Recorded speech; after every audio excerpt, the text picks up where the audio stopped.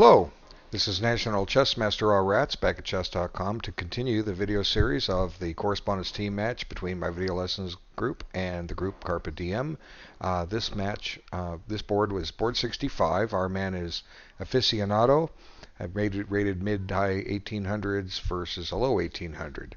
And let's have a look and see what takes place. Okay. So here we have the Ruy Lopez.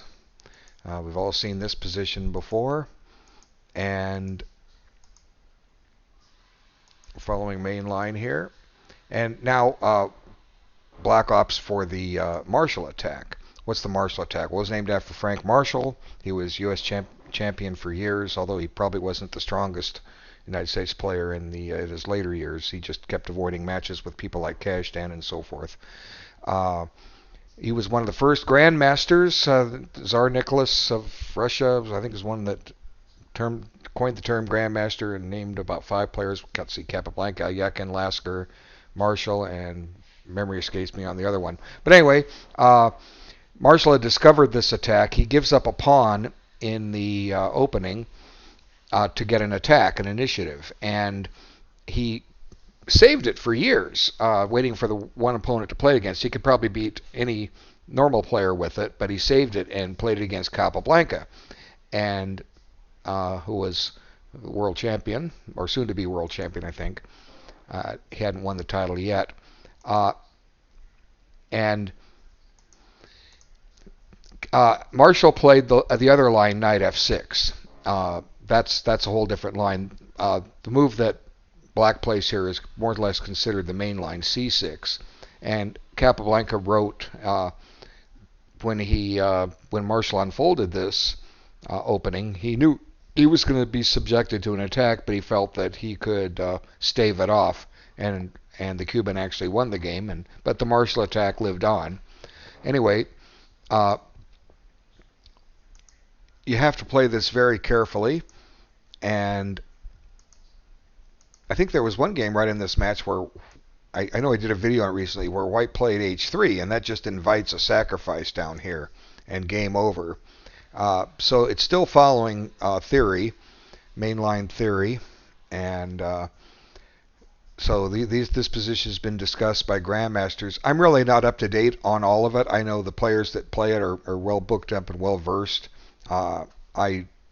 At one time, I played the Marshall, but that was way back in the 1970s, so I'm not really up on it now.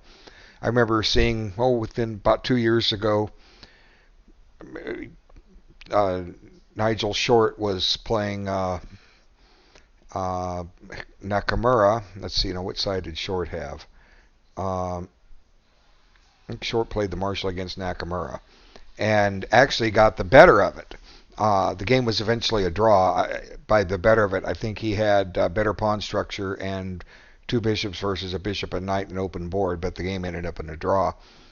So in the right hands, it's a potent weapon. I know people that stand by it. Now, g5 I'm not familiar with. I guess this pawn is poisoned. I did look. It's still part of theory.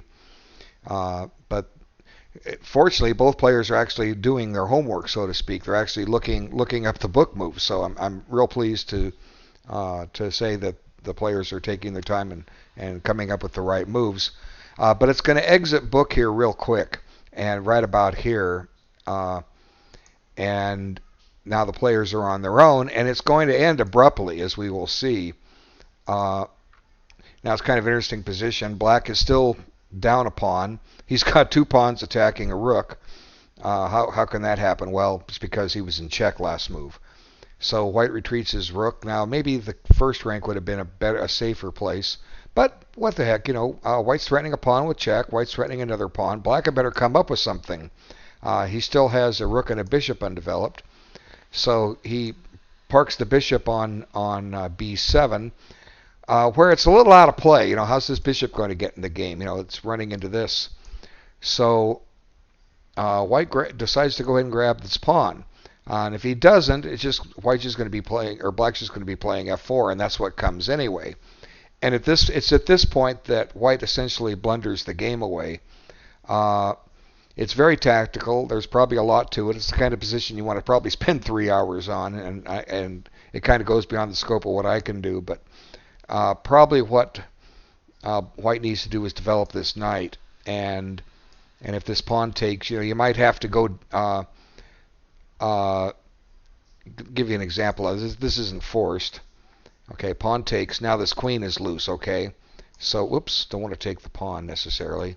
That runs into the bishop. Just come back here with the queen, and if pawn takes check, tuck the king over here on h1. Now what's happening here?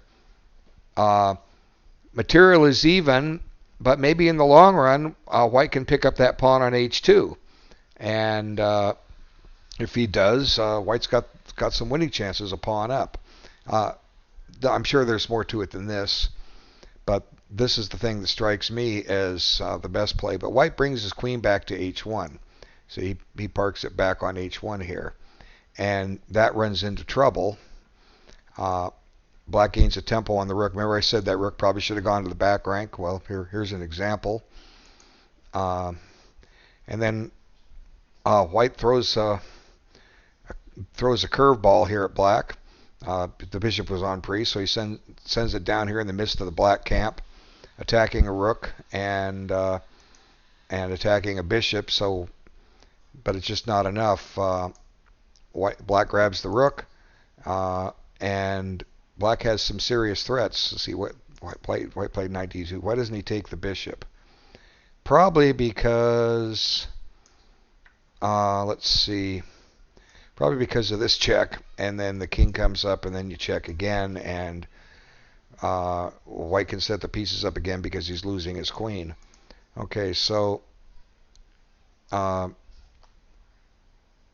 he brought the knight here, and black has his choice of how he wants to continue here. He could take the knight, I suppose, and then he's going to be up. Well, White can take the bishop, but what White did was effective enough. He captured on f2, and at this point, White decided he didn't want to play. It's time to resign. He's got some serious problems here, mainly f2. What can you do to defend this position? And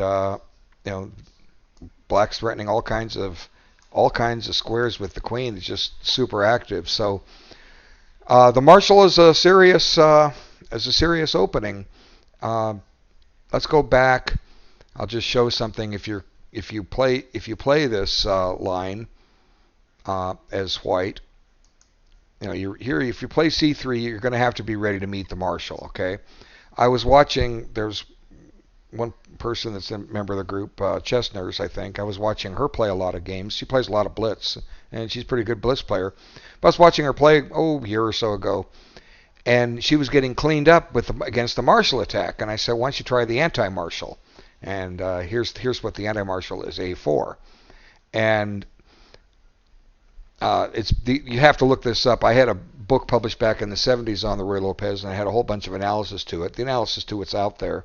I tried to play a Marshal when I was low 1800s against a high 1900 who eventually became a FIDE master, and he just picked me clean, a4, and I didn't have a chance. He just slowly ground me down. I don't remember the game.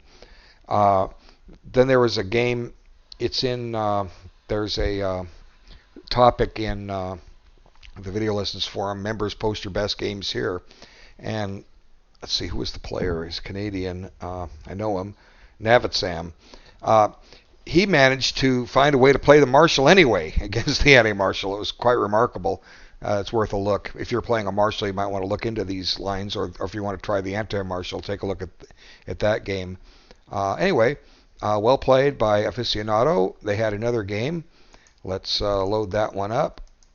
And it's really odd that why does it start on move 7? I never figured that out. Maybe because I was on move 8 in the other game. I don't know. Let's try. Let's just put it on move 4 for the fun of it. Reset and load it again and see if it comes up on move 4. Nope, went back to move 1. Well, whatever. I can't wait for version 3. Hopefully they a lot of things change. Okay, so here we have a London type system, or I guess it is the London system. The bishop goes out to f4.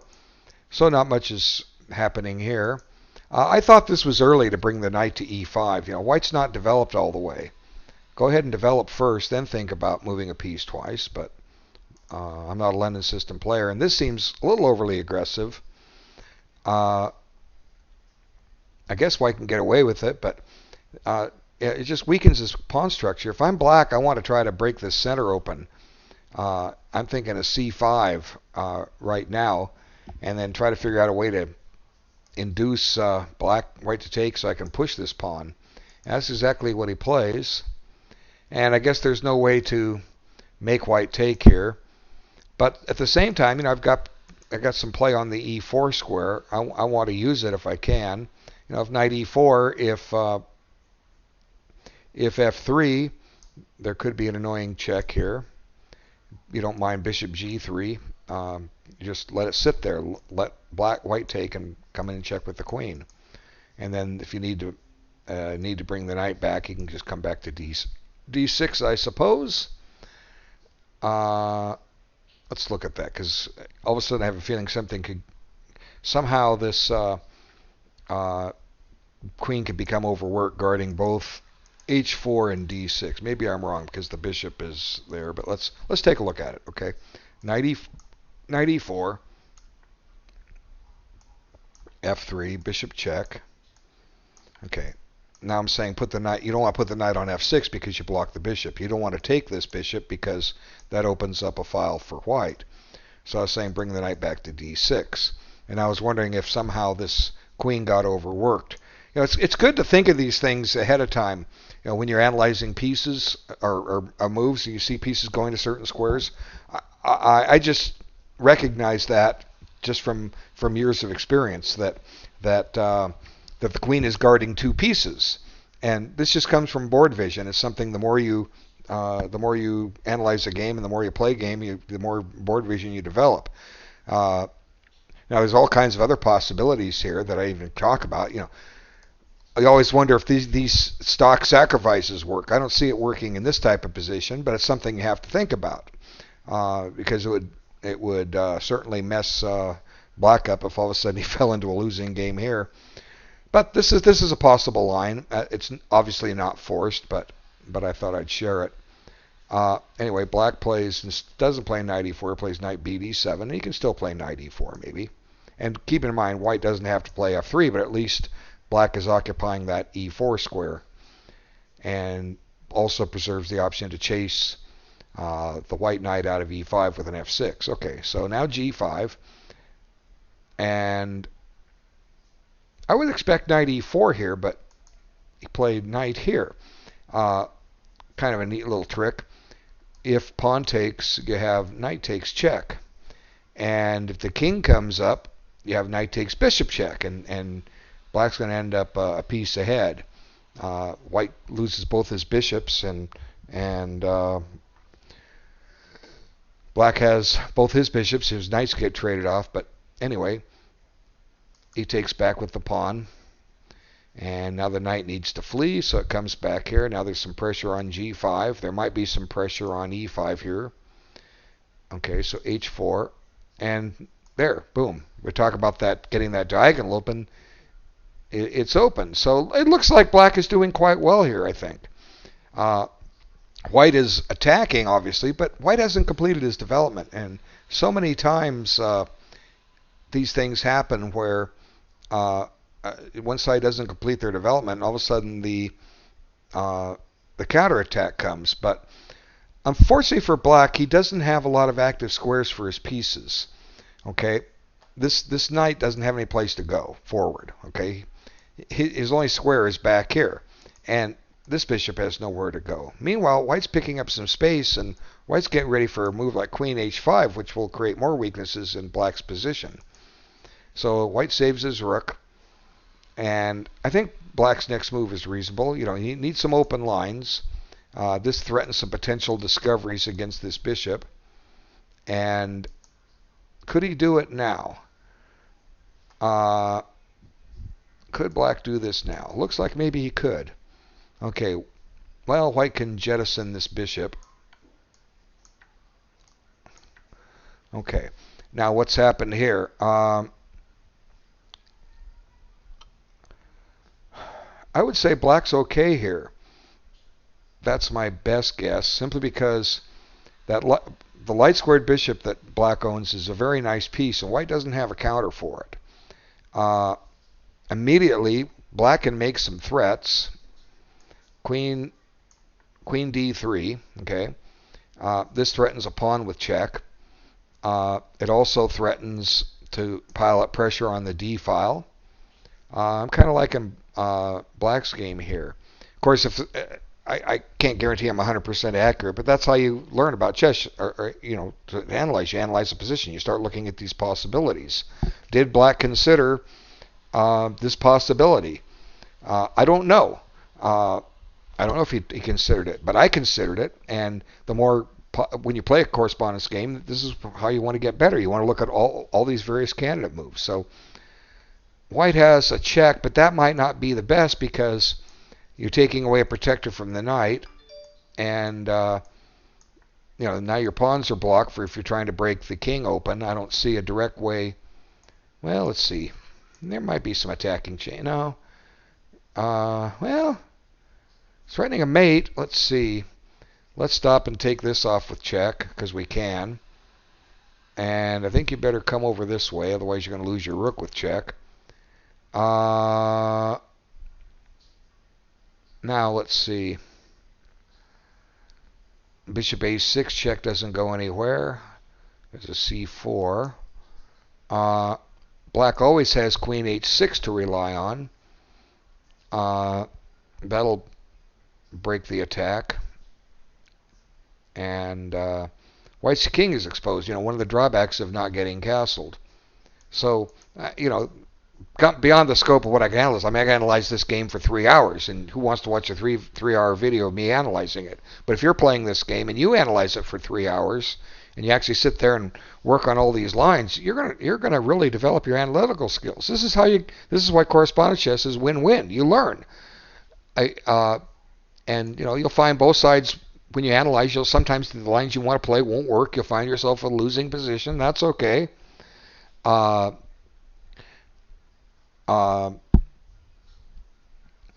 You're gaining experience. I was just thinking one thing. Oh no, the queen guarded the bishop. I was thinking, why didn't we have a fork where we could take that? But of course that mate threat was there. But here you can't take the bishop because the queen's guarding it. Okay, so let's back it up. Black didn't play knight takes e5, and I think unless white takes this, he's just going to drop. He's just going to drop a pawn, and black is doing quite well here. Where are you going to put the bishop? Here. Okay. I might still do this check. This check is coming, and now that your king gets displaced, if bishop takes, queen takes, and black has won a pawn. White almost has to take down here. So black had a good move there, I think, and he didn't see it. So instead, he played a6. Now, some of these videos I've talked about these rook pawn moves. What is he trying to do? What is the purpose of this? Well, it's kind of a lot of times these players play these moves to keep pieces, knights and bishops, out of this square. But I really don't see any advantage of white putting his bishop here. White's trying to attack. It looks like maybe what black is trying to do is expand on the queen side. Okay, that's fine. That's a plan. However, it's a slow plan. See, that requires 2 more moves to get that in. White gets 2 moves. White has some menacing threats here, mainly to come down here and threaten a mate. And that's going to happen right now.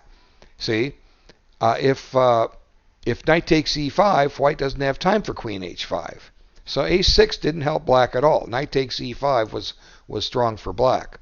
Now black's position is getting very weak. Look at the f6 square, and he retreats his queen because it's menaced.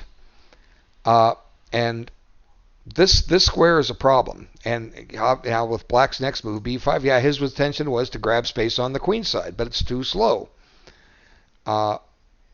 White comes bishop e4 to neutralize this very strong bishop, and black protects it with his rook. And this is a useful maneuver. It's rarely seen, but the idea is, eventually you might want to be doubling rooks.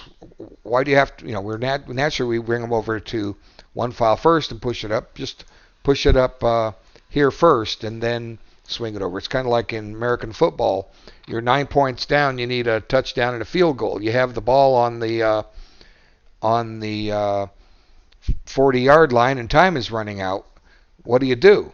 Well, you stop and kick a field goal and get your 3 points now because it's too hard to get the touchdown. Then you do the onside kick, hope for the recovery, and then you go for the touchdown. So it's rook a7. Nice little analogy there. Okay, so white takes it off to clear e4 for his knight, although that does bring the black rook into play. Okay, now bingo, knight e4. And look at that, knight f6 check is coming, and there's nothing black can do about it. Now here black had gained the space on the queen side, but what's he going to do with it? There's nothing he does. And he plays kind of a timid move, puts the queen on e8. I'm not sure what he's trying to do with that move. I just don't know. But now this forces black to take it. And now the bishop is loose. I guess he was clearing d8 for the bishop. I guess that's what he was doing. But now white's got a wonderful position. And now white's going to actually win material. This bishop goes here. It's trapping the rook. Not to mention the fact that g7 remains a problem for black to defend. So he just takes it. Probably should have taken with the queen, but I still like white's game. Now attacks the rook, gains a tempo. Rook comes back. Now come up, guard the pawn, threaten a check on h6. And now white castles. Move 26. He's able to castle. And black is just stuck. There's nothing he can do. And white just continues the assault, tries to open up some more lines. So here's black's strategy. Remember we talked about that earlier? But look at what it cost him. It cost him the exchange, and it cost him being subjected to an attack against his king. And white can pretty much win this any way he wants now, and he opts for rook g2. Black can't do anything. Now the interesting move is f7 check. White missed that. Okay, look, f7 check. Is this a position you can do it? Let's see. Yeah, because, well, maybe not. It opens up the king. Let's see. If well, first off, if queen takes, you're going to win a piece with rook takes. So the king takes. Now he gets exposed. Maybe the f7 check was earlier. I was looking at the possibility of it. Let's see.